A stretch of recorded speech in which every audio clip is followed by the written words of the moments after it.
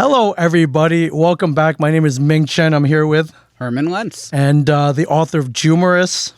And I got a couple questions here for you, my friend. Number one, the name of your book is Jewmorous. Great title. I love it. The subtitle is A Collection of Stories Which Prove I'm Full of Shtick.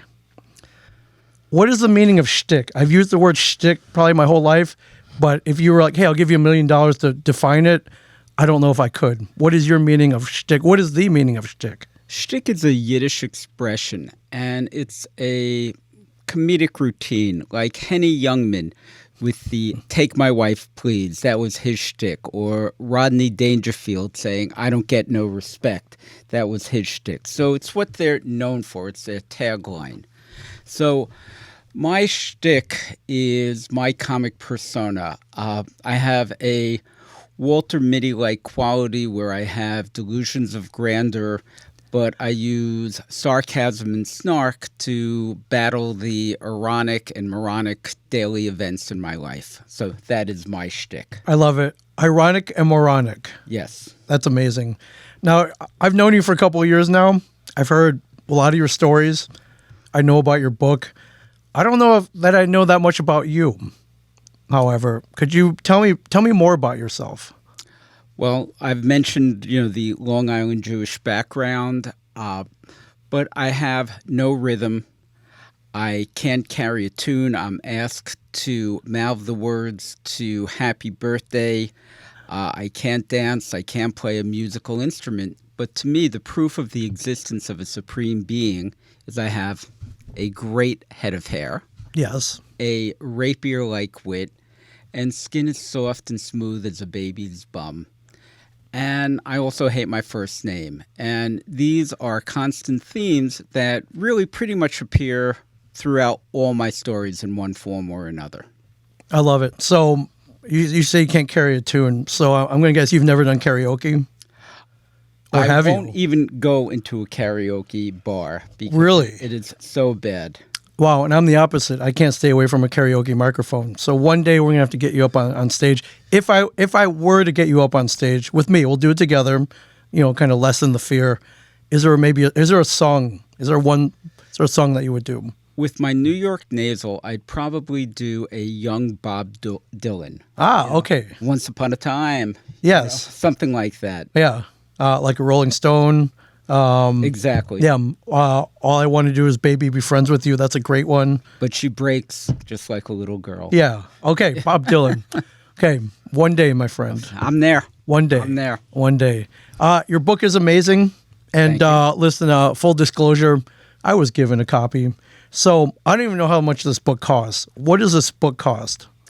Coming up with a price for the book, I really put a lot of thought into it and spent a lot of time. And look, there's writing, editing, publishing, all the advertising, all these different expenses. So I was thinking of a price of $1,000 per book. That way I could make up my costs. Sure. I don't have to sell that many. You're right. But actually it turns out it's $1,495. Okay, that's a big jump from $1,000. And listen, I think it's worth $1,000, but it's hard to compete. You could charge $1,000, but you look at it, it's probably on Amazon for $1,495. It's like, you know what? Sorry, Herman, I bought it on Amazon. Well, I'm lucky that my next meal doesn't depend on my selling the book. It more so depends on what I'm going to pick up for dinner. Yes, so yes, it works for me for sure. For sure. Well, I'm glad you priced it at a point where it's accessible to everybody. And with that in mind, everybody should pick up a copy of Jewmorous, for sure. Without question. Yeah. Now, in addition to being an author, in addition to having a rapier-like wit, in addition to having a great head of hair, I understand you also do holiday cards? I started off when my kids were babies. And there was the first year I put them in red onesies, put antlers on them, and I always attached a bad pun along. So it was Happy Holidays from the Lent Steers. And sickly sweet.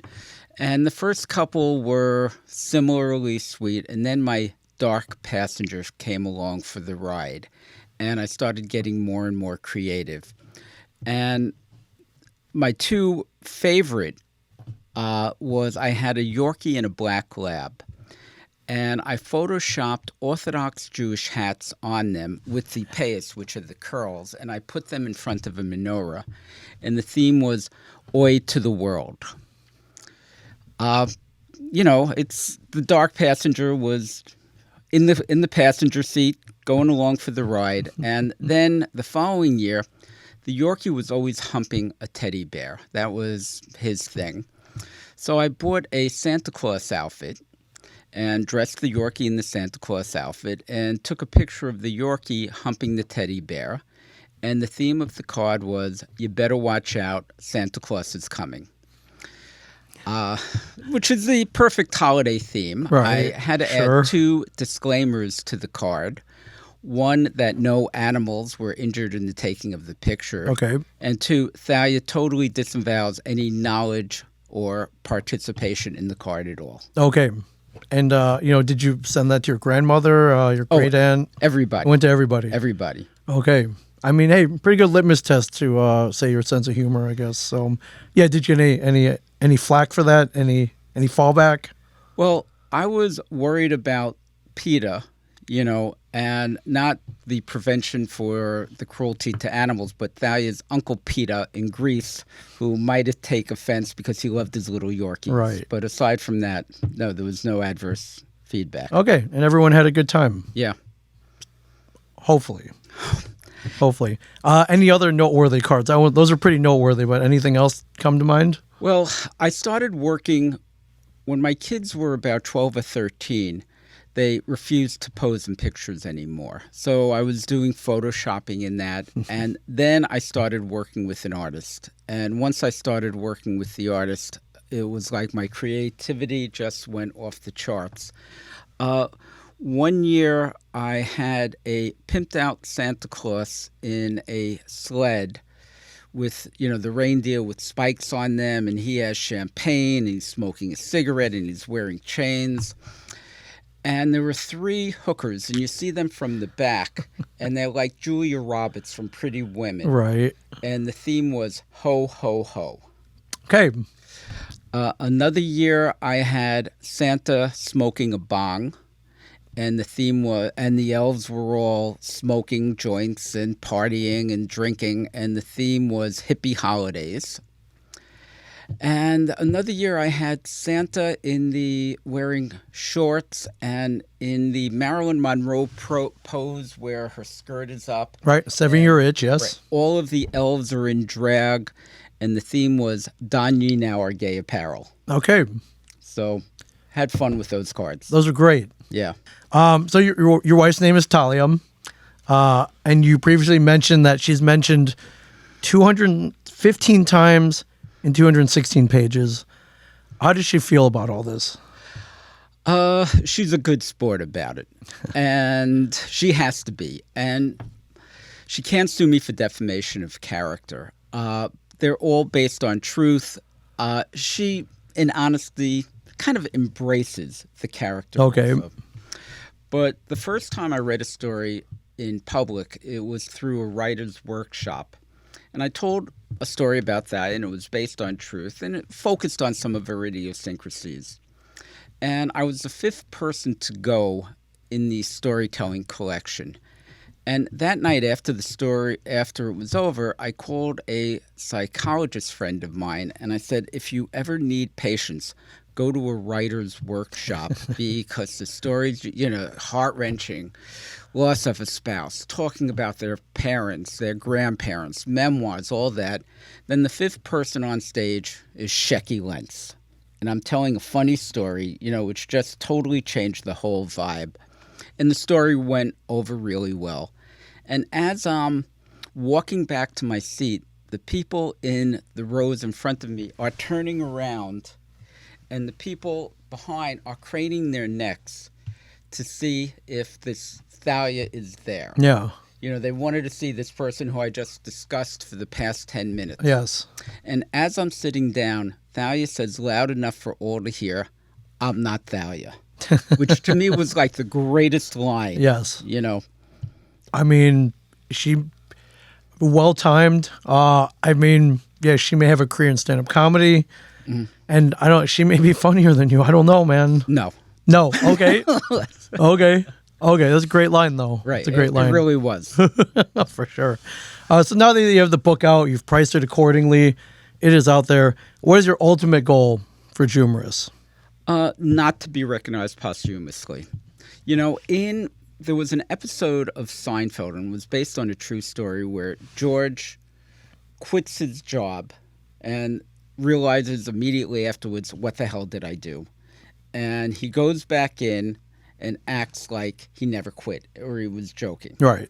And it's based on a true life event for Larry David. He was working for Saturday Night Live. He couldn't get any of his sketches on. At the last minute on a Saturday night, Lorne Michael cut Larry's sketch. And in a fit of fury, Larry quits and storms out of there. Then realizes, what the hell did I do? And his decision was to go back the next day, or on Monday morning and act like it never happened. Lorne Michael, Saturday Night Live, 40, 50 years on TV, a genius, and he didn't recognize the talent of Larry David, who's arguably one of the comedic geniuses of all time.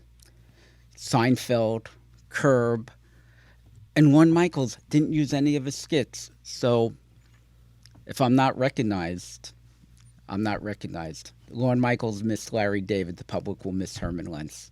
And now how fucking pretentious is that on my part? Not at all. Not at all. You never know. You never know. And, as we all know now, Larry David, he won. I think he won that battle, if not the war. Yeah, exactly. I expect the same for you, my friend. Thank you, Ming. Yeah. Well, great luck with the book. You can get it on Amazon, $14.95. And, grab it. It is an amazing piece of literature, piece of humor, piece of reading. And, as long as we're being pretentious here, it's going to go down in history, my friends. Jewmorous, Herman Lentz.